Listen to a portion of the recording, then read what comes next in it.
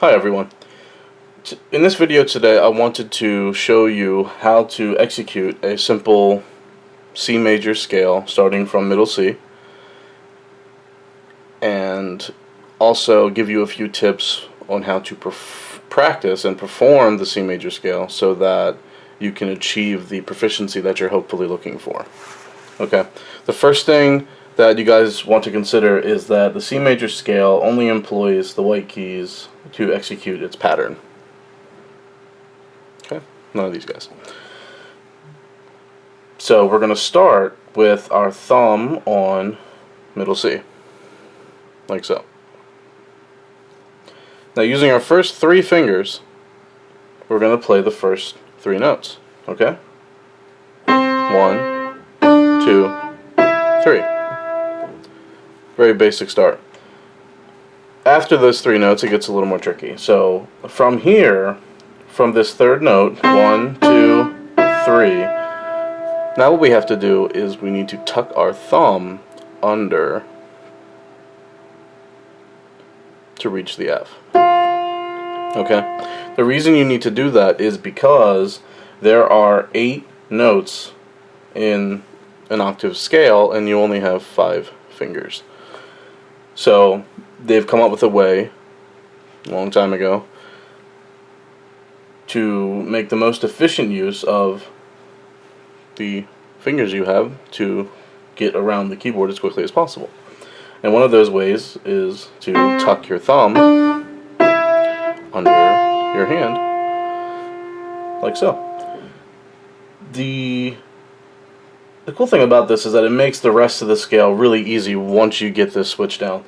Once you're on F with your thumb, your other 4 fingers will fall directly in place with the next 4 notes that you need to play. So let's demonstrate the whole scale. Switch. 3, 4, and 5. Okay? You never skip a note. It goes from C to C, and then you can come back down.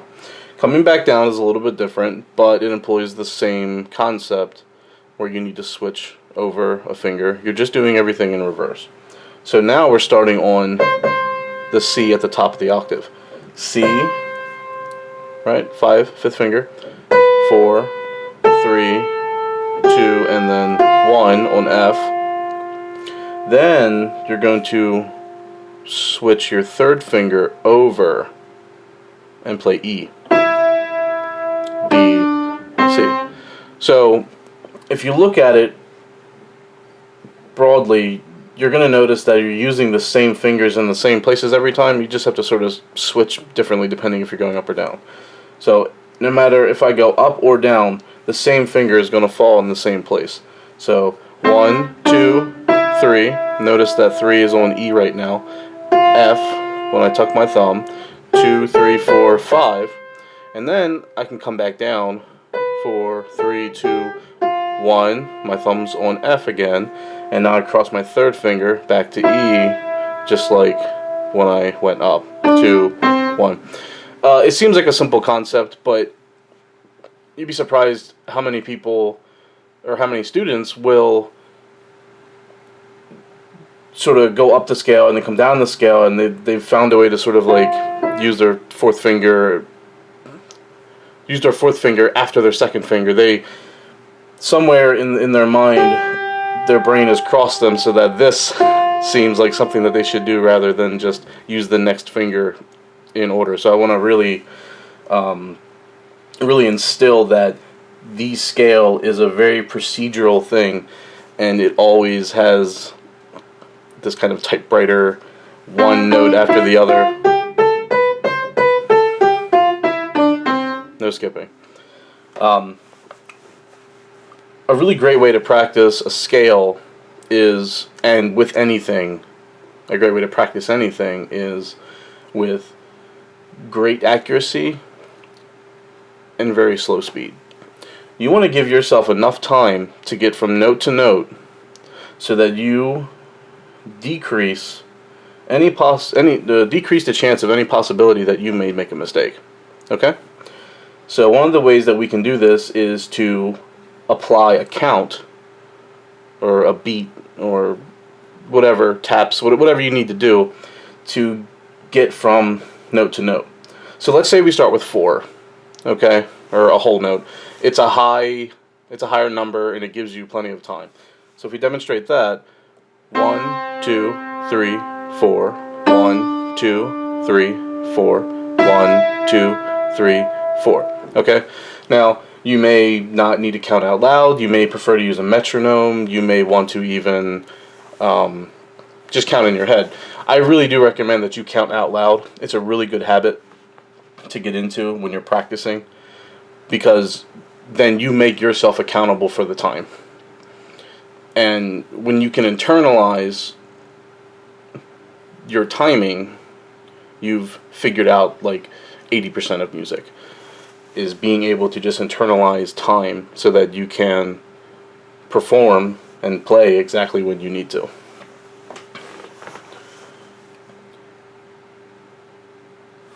So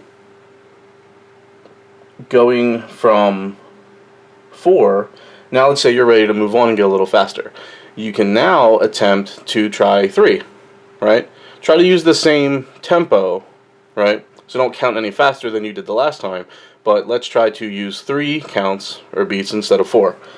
1, 2, 3, 1, 2, 3, 1, 2, 3. So now not only have you increased the speed that you can play it, but you're now counting in a different time. You're teaching yourself how to count in 3, where you were counting in 4. Okay? Sort of, 2 birds with 1 stone there. Now, once you get down to 1 and less, once you get down to 1 and less than 1 half counts and all that sort of thing, you've probably more or less mastered that version of the scale that you're playing. If you can 1 E and a 2 E and a 3 E and a 4 E, if you can just play through just like that. You never start there, right? Play as slow as you need to play so that you can get to the next note without making a mistake. And it comes up mostly when you have to do that switch. That's where it happens, because it's really easy to play 3 fingers in a row, right? Oh, that's so easy. But what about that switch?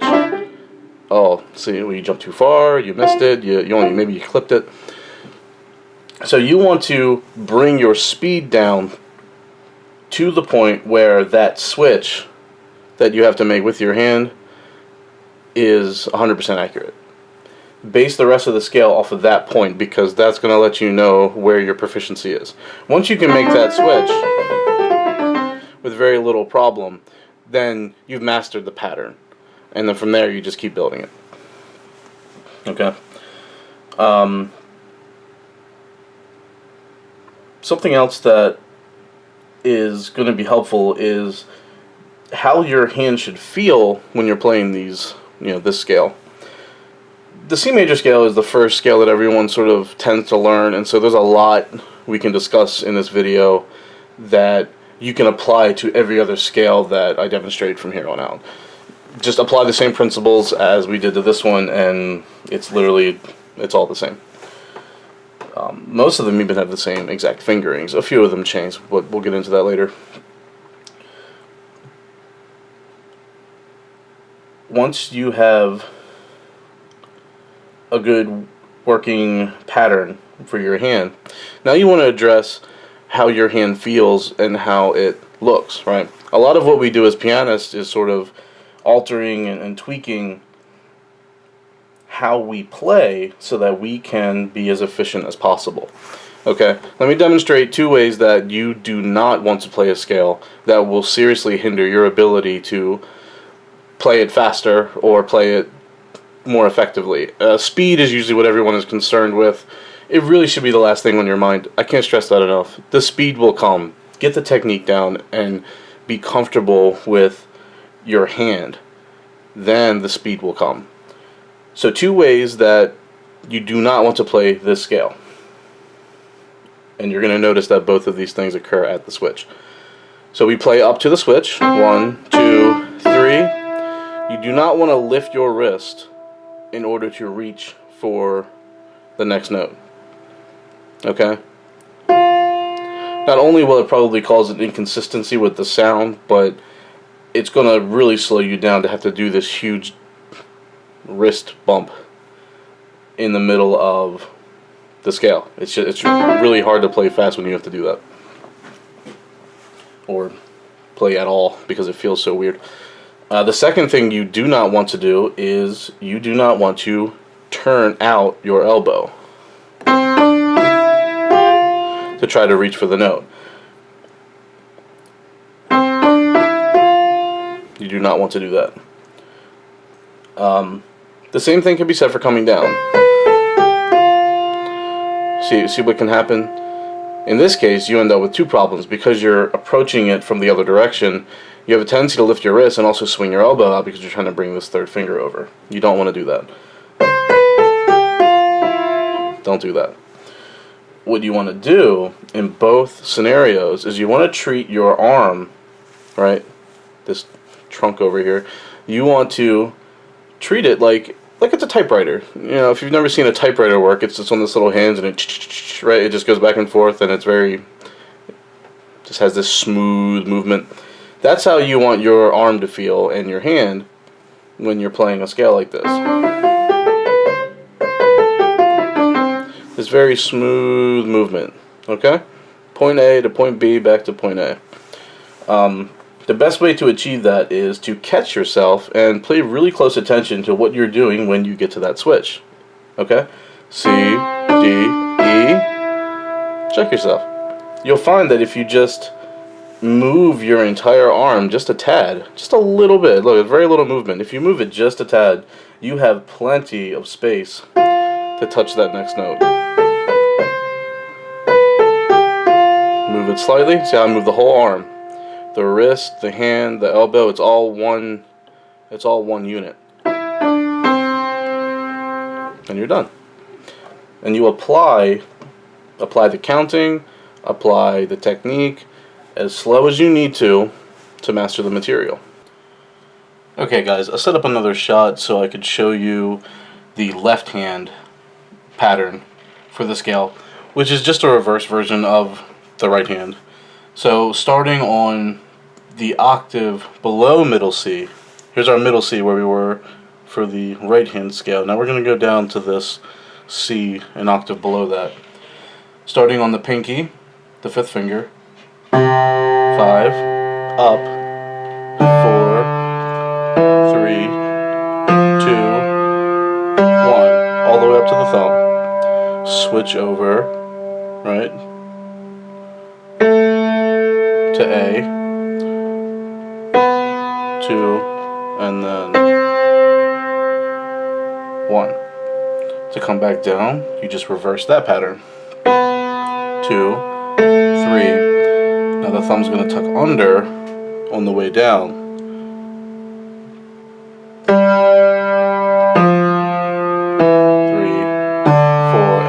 and 5. Okay? Apply every concept, every practice technique just the same way that you practice with the right hand scale. And keep the switches in mind. You're switching at a different place. In the right hand scale, you're switching between E and F after your third finger. In the right hand scale, or the left hand scale, sorry, the switch occurs at between G and A. Okay? Demonstrate one more time.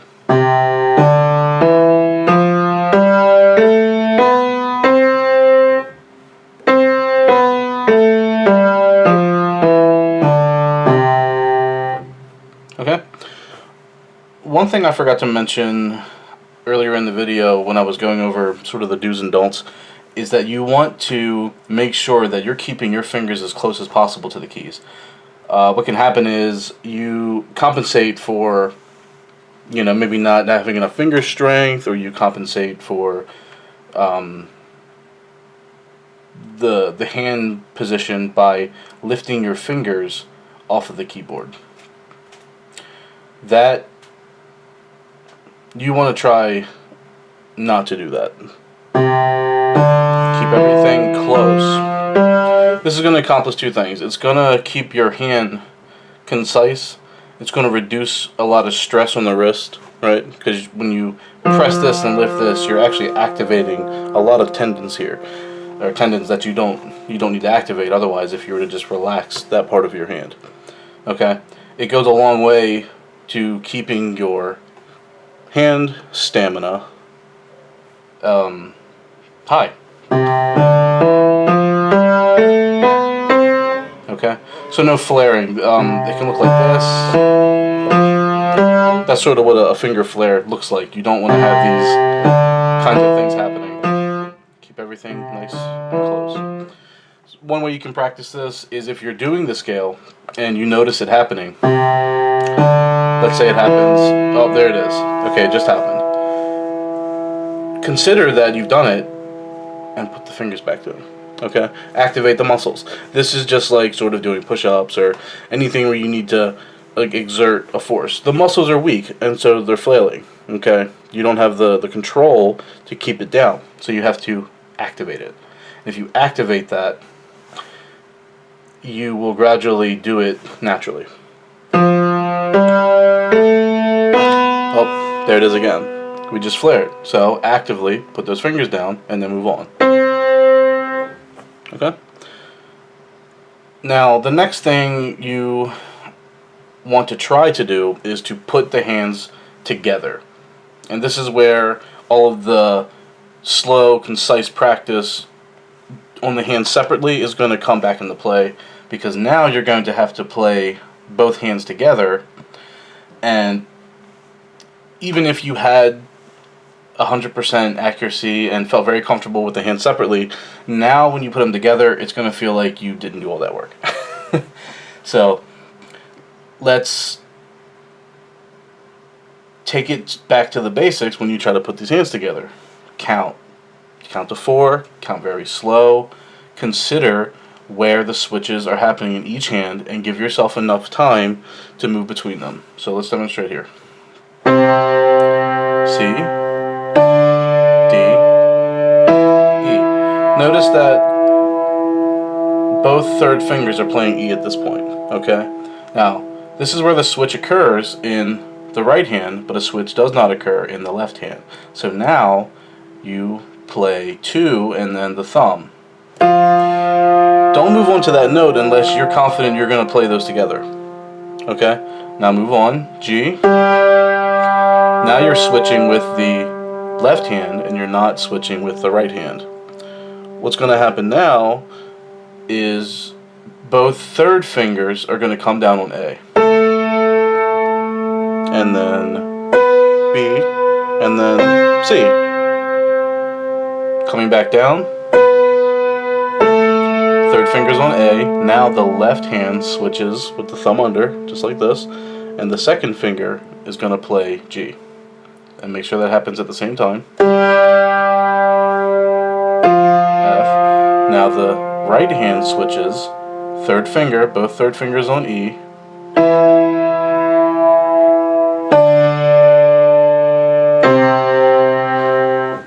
And there you have it. That is a single octave scale with both hands.